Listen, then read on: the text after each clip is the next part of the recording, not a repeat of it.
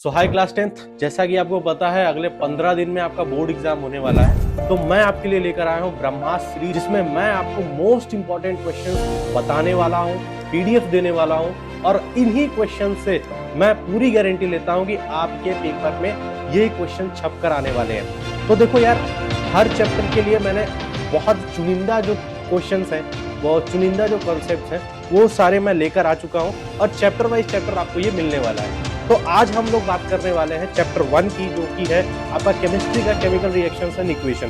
देखो यार, अगर आप अपने सिलेबस में देखोगे तो पूरी केमिस्ट्री को मिलाकर 25 नंबर का आपका पूरी केमिस्ट्री आने वाली है। और इस चैप्टर की बात करें तो ये चैप्टर आपका 6 से 7 मार्क्स कवर करने वाला है। तो मैं आपको वो मोस्ट इंपॉर्टेंट क्वेश्चंस बता के देने वाला हूँ और मैं आपको ये गारंटी दे रहा हूँ कि अगर आप सिर्फ इन क्वेश्चंस को पढ़कर चले जाते हो, सिर्फ आपको इन क्वेश्चंस को रट के चले जाना है, और अगर अभी तक आपने अगर कुछ भी नहीं पढ़ रखा है, तो मैं सिर्फ आपको ये बोलूंगा कि आप इन क्वेश्चंस को पढ़ जाओ, रट जाओ, जो करना है वो कर लो। यहाँ पर मैंने हर तरीके के क्वेश्चंस रख रखे हैं chemical reactions and equations chapter से।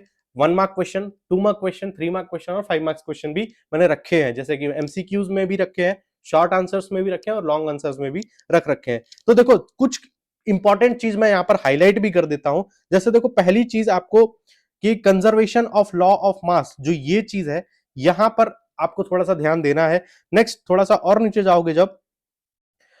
जाओगे तो ये जो रिएक्शन है ये बहुत बार देखी गई है आपके बोर्ड एग्जाम में, तो थोड़ा सा ये पढ़कर चले जाना। ये जो आपका रिड्यूसिंग एजेंट वाली रिएक्शन है, इसको जरूर पढ़ते जाना।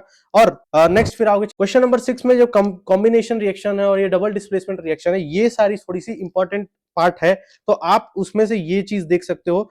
और नीचे चले आओगे तो आपको यहाँ पर डिकम्पोजिशन रिएक्शन के कुछ प्रॉपर्टीज मिलेंगी, कैसे आपका रिएक्शन के टाइम पे सब्सटेंसेस का कलर चेंज होता है, तो वो थोड़ा सा देखो। जैसे FeSO4 वाला जो चीज है वो जरूर पढ़कर चले जाना। नेक्स्ट पेज पे 9th 10th क्वेश्चन छोड़ो, क्वेश्चन नंबर 13 और क्वेश्चन नंबर 12 भी देखो। डिकम्पोजिशन रिएक्शन का जो कैल्शियम ऑक्साइड वाला रिएक्शन है, इसको जरूर करके जाना, ये बहुत ही इंपॉर्टेंट क्वेश्चन है। नेक्स्ट क्वेश्चन नंबर 13, जो कि सिल्वर क्लोराइड का रिएक्शन है, जब उसको सनलाइट में रखा जाता है, बहुत बार पूछा गया, अनगिनत बार ये चीज पूछी गई है। कभी 1 नंबर में पूछा था, कभी 5 नंबर में पूरा डिटेल तरीके से पूछ लेता है, और एनसीईआरटी में एक अलग सा सेक्शन है इसको देकर, तो आप इसको भी कर सकते हो। ठीक है, तो मैं आपको इंसिस्ट करूंगा कि यार ये सिल्वर क्लोराइड वाला जो रिएक्शन है सनलाइट में रखने वाला, इसको जरूर पढ़कर चले जाना, थोड़ा सा इसके बारे में डिटेल तरीके से पढ़ लेना।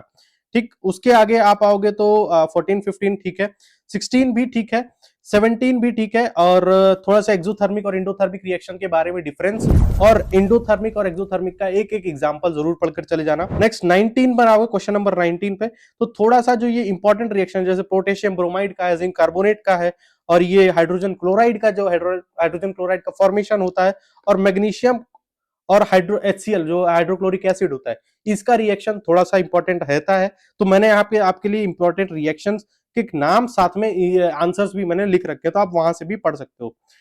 नेक्स्ट इस पेज पर आओगे जब, तो यहां पर मैंने जो इंपॉर्टेंट क्वेश्चंस है, जो इंपॉर्टेंट रिएक्शंस है, जो डायरेक्टली आपके बोर्ड में पढ़कर आ जाती, डायरेक्ट आपके बोर्ड में उठकर चली जाएगी, वो मैंने रख रखा है। जैसे यहाँ पर देखो, लेड नाइट्रेट का इक्वेशन है, ठीक है, उसके बाद ये सेकंड वाली रिएक्शन है, थर्ड वाली रिएक्शन, 4 रिएक्शन, ये 4 रिएक्शन बहुत इंपॉर्टेंट है। तो देखो, जो चीज मैं हाईलाइट कर कर दे रहा हूं, वैसे तो आपके लिए पूरी पीडीएफ बहुत इंपॉर्टेंट होने वाली है, लेकिन मैं जो चीज हाईलाइट करके जा रहा हूं इसमें, ये आपके लिए मोस्ट मोस्ट मोस्ट इंपॉर्टेंट है भाई, इसको जरूर पढ़कर चले जाना।